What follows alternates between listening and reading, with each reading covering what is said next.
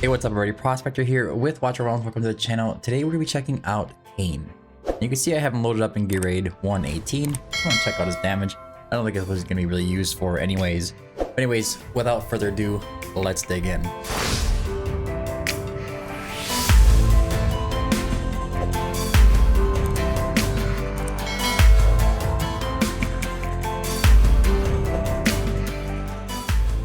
Alright, so with Kane, I'm not even going to really bother with the spreadsheet. I have actually placed this unit on the ground before, and his damage just isn't really worth even really checking into for me.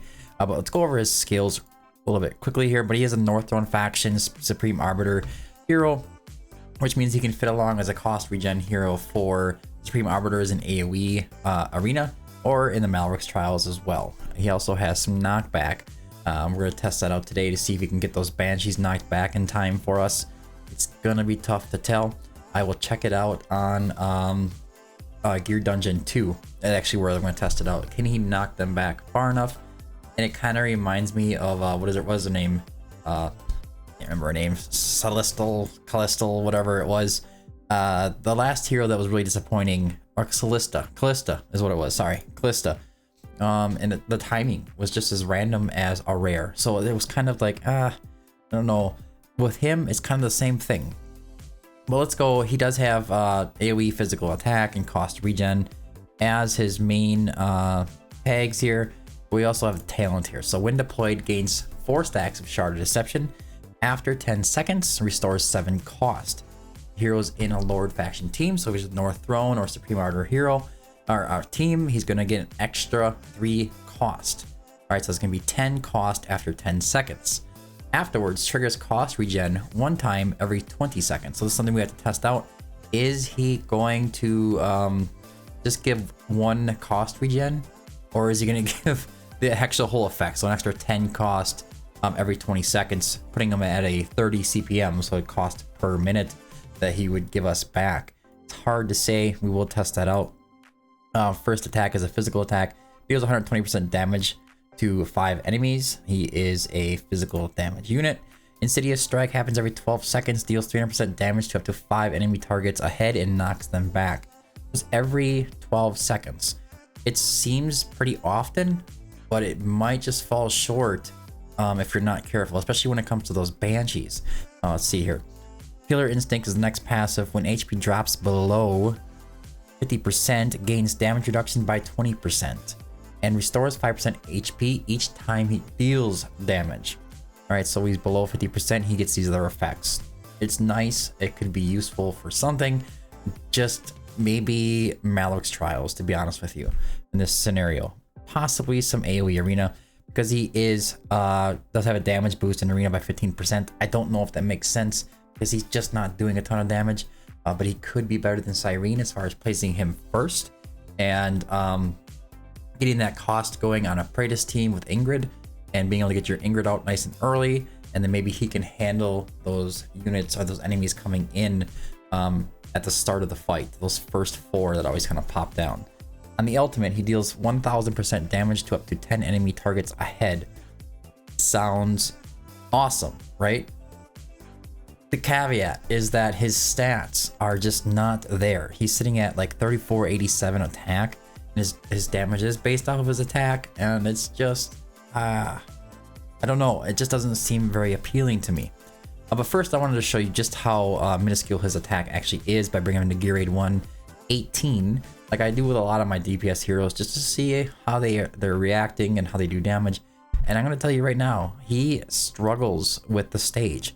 And I can get Maureen to clear this stage as a solo unit. So as far as damage goes, it's just not that fantastic. But I'm going to go ahead and place him down. We're going to put him down all by himself. He's in a Soulbound Arcana set, just straight up attack. And he ends up being right around 15k attack. There's that knockback. You see he has those 4 stacks going on. He uses ult, one of the stacks went away. There's another knockback right there. It seems pretty consistent and it seems pretty strong. It looks like it's about, let's see if he pushes them back in, about 1 tile maybe, 1 tile push.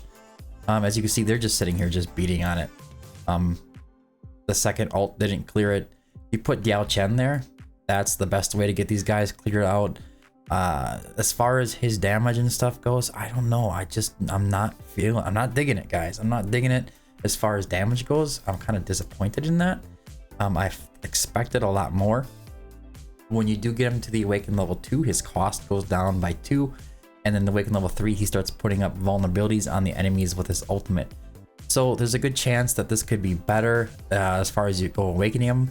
And I'm going to go over the other cost regen heroes in just a minute here. I just want to show you, this is probably just going to fail. They're going to come through. I mean, they're just stacking and stacking and stacking. With Yao Chen, they don't stack. He clears them out. But like I said, there's plenty of heroes that can just sit here and do this by themselves. As far as damage goes, it's just not there, guys. It's just not there. He even just like passed out from gear raid 118. This is not great. But yeah, you can get some significant damage out of him with Yao Chen.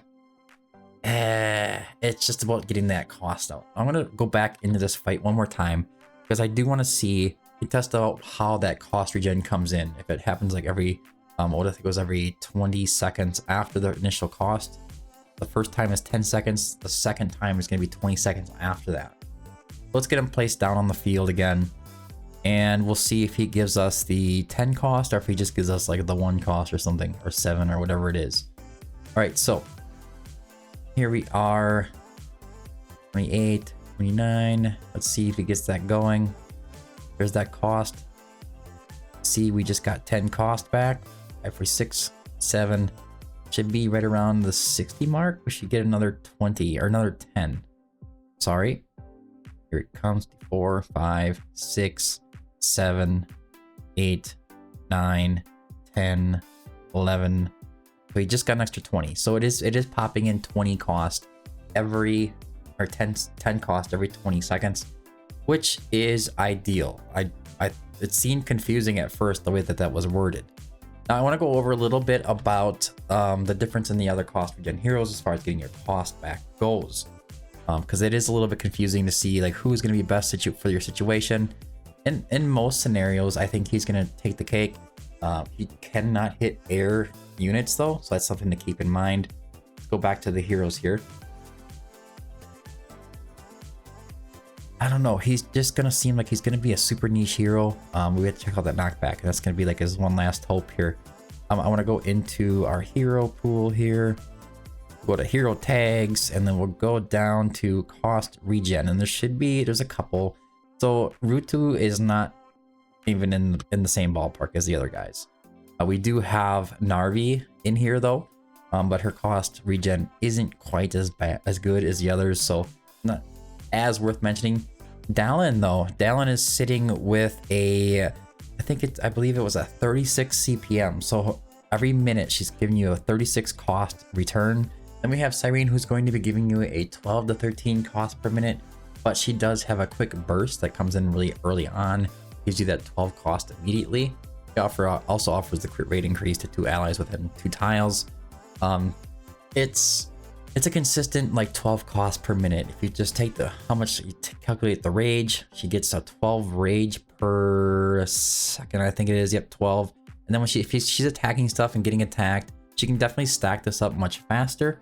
It's nowhere near the 30 cost return per minute that Kane has at 30.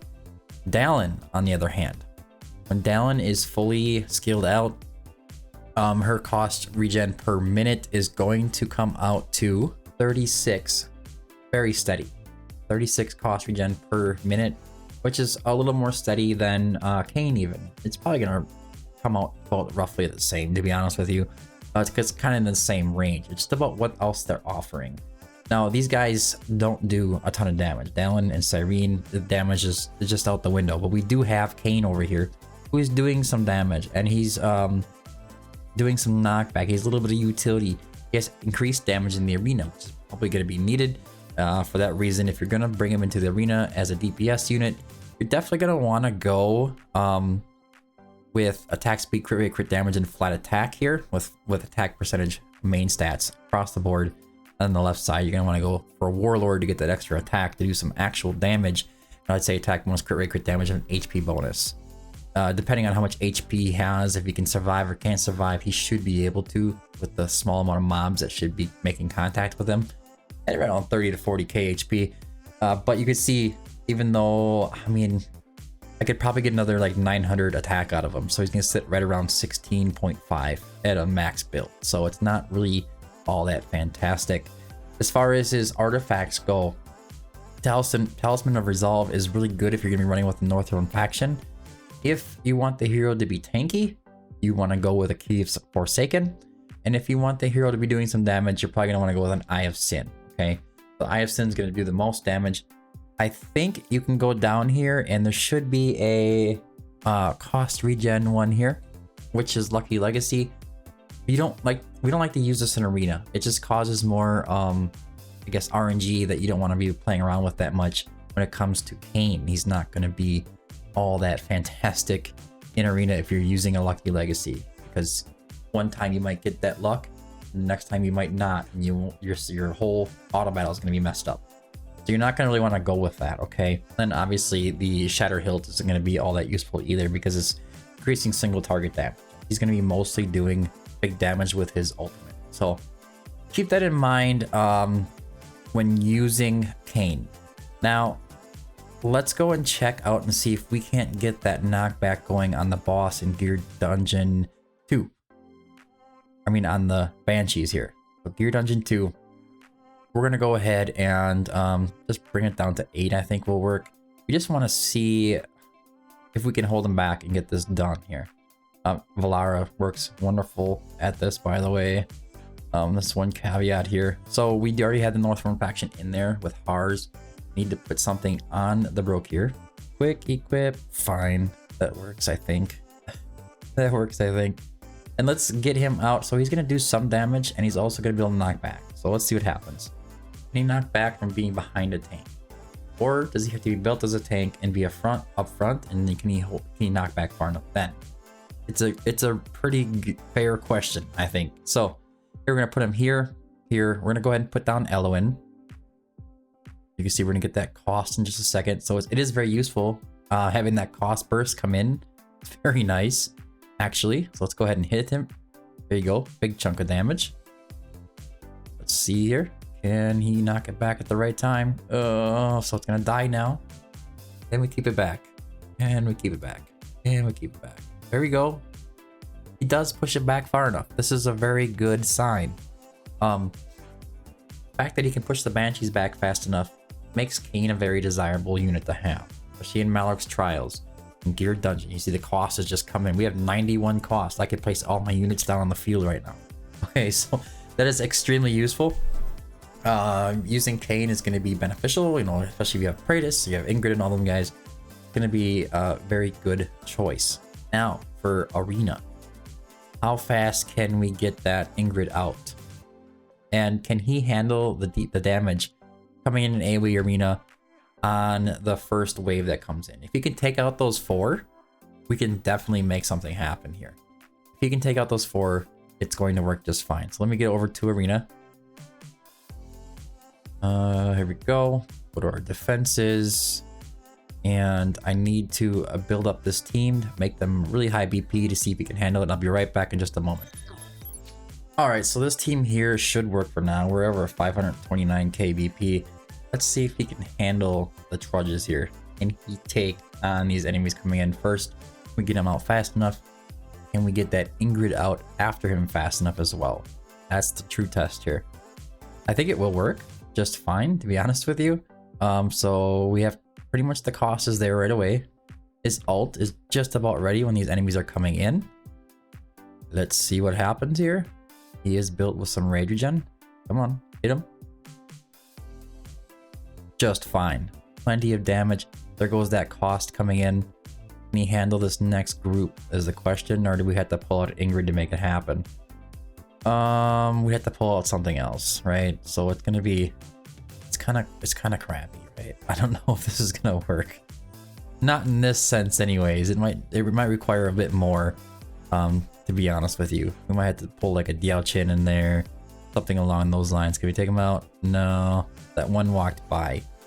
All right, so we can try this again with a bit of a different change up here. So let's get this out faster. Let's see if he can handle the first group without me using the ult. And then we use Praetuses, that works. Now we can just kind of hold off.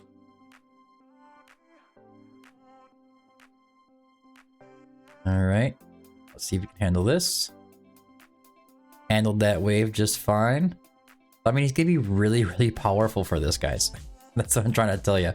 Now we can get down to our Diao Chen as well. And it should be pretty straightforward from here. There you go. Cleared the wave, no sweat. Can I get... I mean, I guess I could put Diao Chen somewhere else. That's okay. We'll just put Elo in right there. Make sure these guys all stay alive. Alright. And if he adds vulnerabilities as well, that's something else to keep in mind. That can help you out a bunch. By the way, this Ingrid's not really built all that well. We're just kind of winging it with what we have here. These three should be toast in no time. Just put Kratos up there. Not the best setup here, but it's a setup and it's kind of proven my point, right? His ultimate is ready. It does reach pretty far as well. And it does put out the vulnerabilities. So I think if you really love Arena, this is going to be kind of a must for you. It's the only thing I can really say here. Let's go like this. Let's activate him. If he does some damage. I mean, they just like completely smoked that out there. Which is just how these guys work. Ingrid is unbelievable. Let's see. I'm gonna let it go a little bit further and see if he can handle the damage coming in towards the later phases. There you go. Yeah, I mean, it does help. He does do some damage there. I don't know. I just feel weird about this hero. I don't know if I like it or if I hate it, or what's going on here. But it's definitely not the ideal situation happening. I can tell you that much right now. I have to use that. There we go. We got the waves cleared. Yeah. So I think it's gonna really depend on your gear. It's gonna depend on your ability with your other heroes.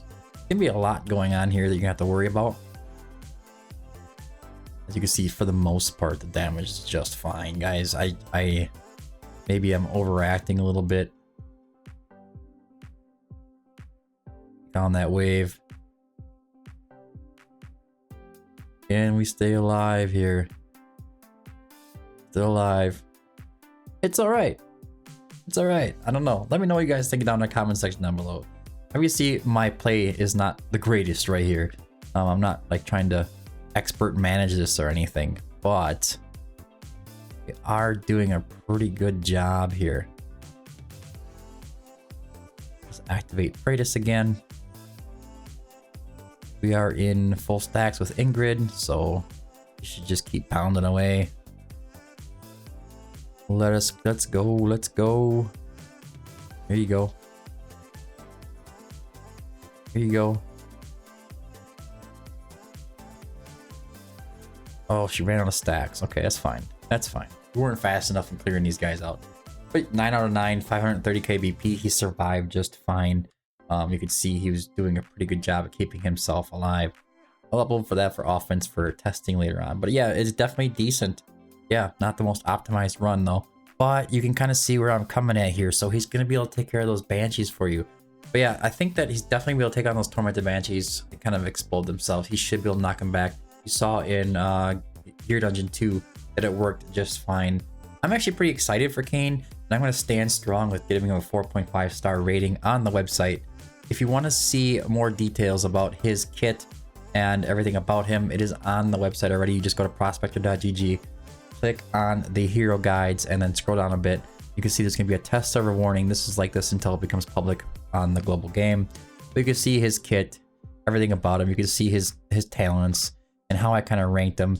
He's a little bit offset for some reason, but yeah.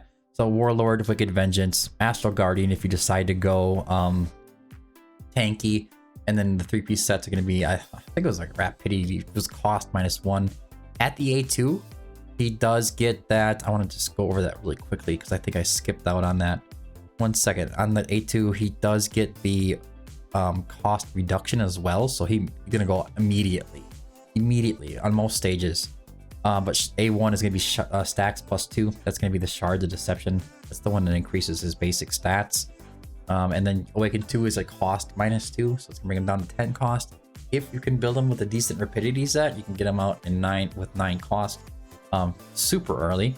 And that A3, the ultimate can deal an extra 200% damage, bringing it up to 1200% damage one time, and then he's going to inflict a 20% vulnerability to physical and magic damage.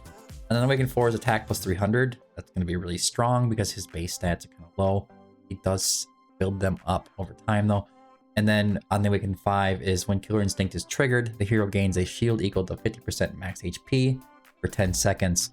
That Killer Instinct is going to be right here when the HP drops below 50%. It's damage reduction, 5% HP, then he gets the extra from the Awaken 5. Anyways, guys, that's all I have for today's video. I hope you found it helpful. If you did, don't forget to like and subscribe. Make sure you check him out over at prospector.gg. Give him your own rating. You know, you can rate the heroes on the website. If you have any other questions or ideas, leave it down in the comment section down below. I've been the Prospector. Thanks for tuning in, and until next time, keep digging.